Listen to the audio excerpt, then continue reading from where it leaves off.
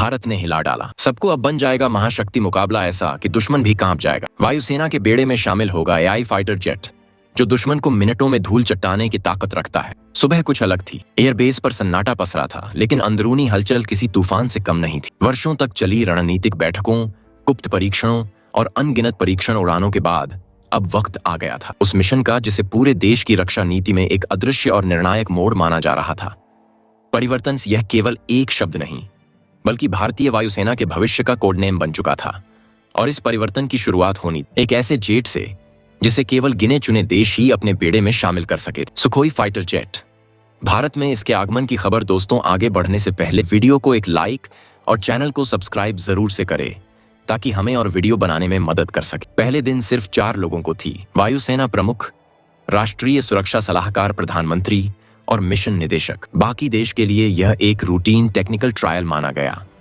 लेकिन जैसे ही वो अदृश्य जेट भारतीय सीमा में प्रवेश करता है, एक नई क्रांति का जन्म होता है।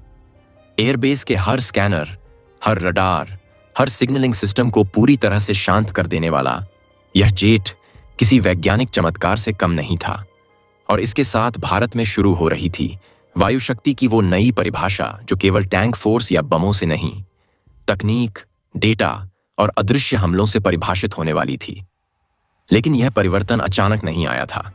इसके पीछे थी एक लंबी रणनीति। पिछले 1 दशक में भारत ने महसूस किया था कि पारंपरिक युद्ध अब बीते युग की बात है। अब वह दौर था जहां 1 सेकंड की देरी पूरे मिशन को समाप्त कर सकती थी। भारत को चाहिए था एक ऐसा विमान जो न केवल अपनी गति से शत्रु को चौंका सके, बल्कि अपनी चुप्पी से उसे डराने में सक्षम हो।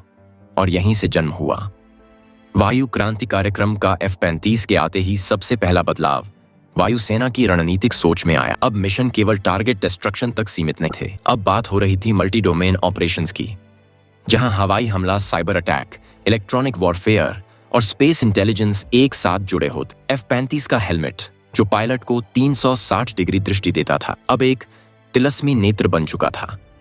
पायलट को न केवल सामने का दृश्य दिखता, बल्कि रडारों से मिली तमाम जानकारियां भी रियल टाइम में उसके हेलमेट पर दिखने लगती। और यहीं से शुरू होता है भारतीय वायुसेना का असली कायाकल्प, तेजस, राफेल और अब F-35, तीनों को एक ही नेटवर्क में जोड़ने की तकनीक विकसित की गई।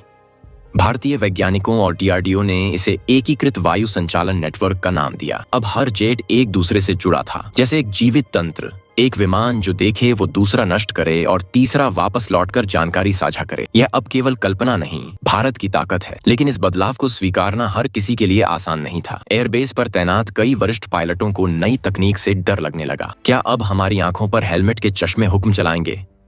उन्होंने सवाल उठाया। लेकिन जब एक रात पाक के एक अज्ञात ड्रोन ने की सीमा पार करने की कोशिश की और एक अदृश्य जेट ने बिना रडार को सक्रिय किए उसे खत्म कर दिया, तो हर संदेह शांत हो गया। अब हर कोई जान चुका था, यह कोई आम परिवर्तन नहीं, बल्कि भारत की रक्षा परिभाषा में एक क्रांति थी। नई प्रणाली के तहत पुराने फाइटर स्कूलों को बदलकर टेक्नो कॉम्बैट सेंटर बनाया गया। हर युवा पायलट को केवल विमान उड़ाना ही नहीं, बल्कि साइबर युद्ध, AI आधारित निर्णय और स्पेस मैपिंग की ट्रेनिंग दी जाने लगी। अब वायुसेना केवल आकाश में नहीं, अंतरिक्ष और इंटरनेट में भी लड़ाई जीत रही थी। एक पायलट जिसे मिशन 0 का हिस्सा बनाया गया था कहता है, पहले हम सिर्फ सामने के दुश्मन को देखते थे, अब हम उसे आने से पहले ही रोकते हैं। परिवर्तन का अगला चरण था स्वदेशीकरण। अमेरिका से मिली तकनीक को भारत में न केवल अनुकूलित किया गया, बल्कि उसके आधार पर भारत ने अपने स्टील्थ तेजस प्रोजेक्ट को भी गति दी। अब केवल F-35 ही नहीं, भारत का खुद का 6ठी पीढ़ी का फाइटर भी इसी नेटवर्क में शामिल होने वाला था। HAL और DRDO ने संयुक्त रूप से घोषणा की कि 2030 तक भारत न केवल आत्मनिर्भर होगा, बल्कि अपने फाइटर जेट्स को दुनिया भर में निर्यात करेगा। लेकिन क्या सब कुछ इतना आसान है या नहीं? परिवर्तन के हर चरण में विरोध, संदेह और बाधाएं हैं। एक रात दक्षिण भारत के एक एयरबेस से अचानक F-35 का संपर्क टूट गया। कुछ घंटों तक पूरा देश सांस रोककर बैठा रहा। लेकिन फिर पता चला यह दुश्मन की नहीं, बल्कि भारत की अपनी एक गुप्त सुरक्षा प्रणाली थी, जो एक नए AI आधारित ट्रैप का परीक्षण कर रही थी। F-35 न केवल बच निकला, बल्कि उसने उस AI को भी अपडेट कर दिया। यह एक अनदेखा युद्ध था जहां मशीनें लड़ रही थीं, लेकिन जीत इंसानों की रणनीति की थी। भारत अब केवल प्रतिक्रिया देने वाला देश नहीं था, वह पहले से अनुमान लगाने वाला राष्ट्र बन चुका था। भारतीय वायुसेना के हर मिशन में एक दृश्य और अदृश्य टीम होती थी। दृश्य जो आसमान में उड़ती थी और अदृश्य जो डेटा, सिग्नल और स्पेस से संचालन करती थी। और इस अदृश्य टीम का कमांड सेंटर था प्रोजेक्ट त्रिनेत्र। यह सेंटर जमीन से हजारों फीट नीचे एक पहाड़ की गहराई में था, जहां से देश के हर हवाई निर्णय लिए जाते।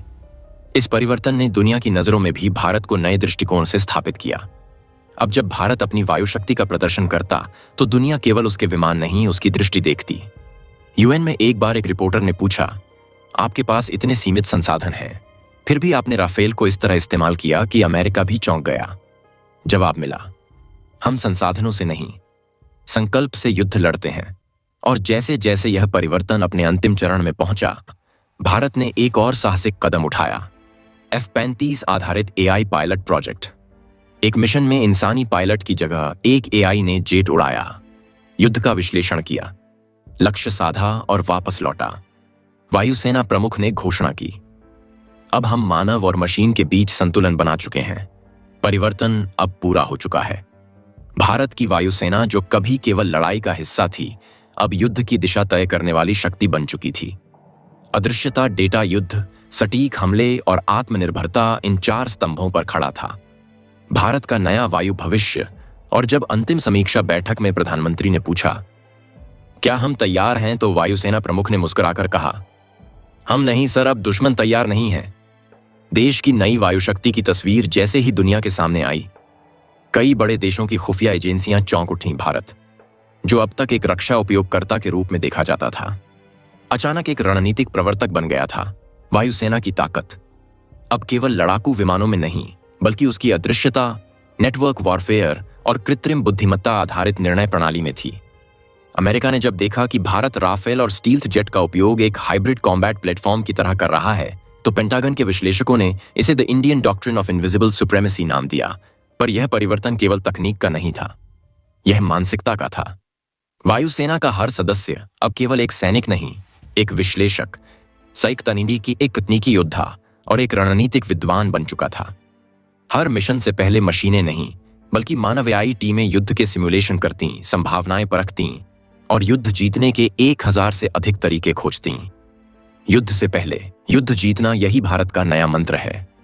LOT पर जब पाक ने अपनी J-20 की एक झलक दिखाई, भारत ने केवल अपने एयरबोर्न अर्ली वार्निंग सिस्टम को भेजा, जिसमें राफेल के साथ नेटवर्क में जुड़ा तेजस, MK2 और एक ऑटोनोमस ड्रोन स्क्वाड्रन था। कोई गोलाबारी नहीं हुई, लेकिन पाक को संदेश साफ मिला, अब तुम नहीं तय करोगे कि हम कब और कहां लड़ेंगे। इस पूरे मिशन को साइलेंट कहा गया। यह ऐसा AI ड्राइवन वॉरगेम था जिसमें भारत ने अपने संभावित दुश्मनों के हर कदम की भविष्यवाणी की। एक विशेष वायुसेना इकाई, जिसे नेत्र 11 कहा गया, ने उन सैटेलाइट इमेज, साइबर सिग्नल और क्लाउड कमांड से एक डिजिटल युद्ध क्षेत्र बना डाला। असली जेट्स उस वर्चुअल युद्ध के निर्देशों का पालन करते, जिससे हानि शून्य और परिणाम सटीक होता। इस क्रांति का अगला पड़ाव था एक सैटेलाइट आधारित वायु संचालन प्रणाली, जिससे पूरे दक्षिण एशिया में भारत के लड़ाकू जेट्स रियल टाइम में किसी भी खतरे का जवाब दे सकते थे। इसका सबसे बड़ा परीक्षण तब हुआ जब हिंद महासागर क्षेत्र में एक अज्ञात पोत ने भारतीय रक्षा नेटवर्क में सेंध लगाने की कोशिश की। मात्र 42 सेकंड में AI ने खतरे की पहचान की। एक राफेल ने बिना सीमा पार किए केवल एक डायरेक्टेड EMP से उस पोत की संचार प्रणाली को निष्क्रिय कर दिया। दुनिया में पहली बार ऐसा हुआ था जब बिना बम, बिना मिसाइल, एक इलेक्ट्रॉनिक स्ट्राइक ने युद्ध को टाल दिया। और यही भारत की असली ताकत बन चुकी थी। क्या भारत अब नंबर 1 पर आ जाएगा? कमेंट बॉक्स में जरूर से बताएं। वीडियो को लाइक नहीं किया है तो लाइक करें, और चैनल पर नए हो तो सब्सक्राइब जरूर से करें, ताकि हमें और वीडियो बनाने में मदद मिले। जय हिंद, वंदे मातरम।